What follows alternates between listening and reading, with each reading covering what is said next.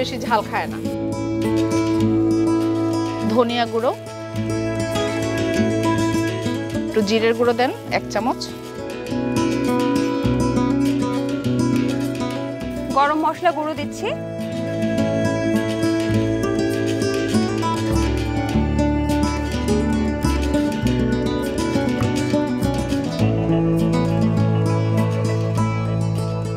তো এখন আমরা কি দিব? এই যে আদা বাটা, রসুন বাটা।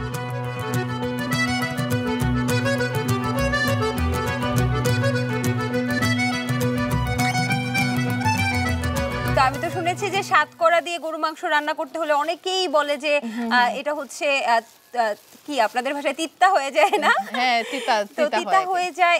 এটার কি মানে প্রসেসিংটা, মানে এটা আসলে অনেকেই জানে না যে সাতকরাটা অনেকেই বলে যে আমরা তো সাতকরা কিনে নিয়ে যাই কিন্তু খেতে পারি না। হ্যাঁ, তো এটা কেনার সময় একটা জিনিস লক্ষ্য রাখতে হয়, যেটা যখন আমরা সাতকরাটা কিনবো, এই যে আপু দেখাচ্ছি আপনাকে, এই যে সাতকরাটা, এটা হচ্ছে সাতকরা না? জি। আচ্ছা, এটা প্রথমে হাতে নিয়ে কেনার সময় একটু হাতে নিয়ে দেখতে হয় যে একটু কি এটা কি পাতলা কিনা, একটু হেভি কিনা।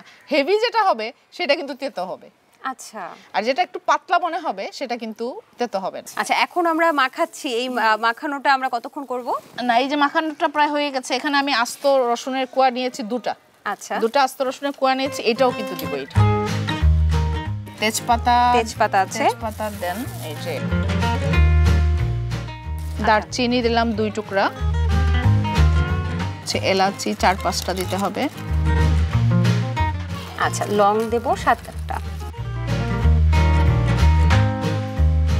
এখন আমাদের লাস্ট উপকরণ হচ্ছে, এখন একটু তেল দিয়ে মাখবো।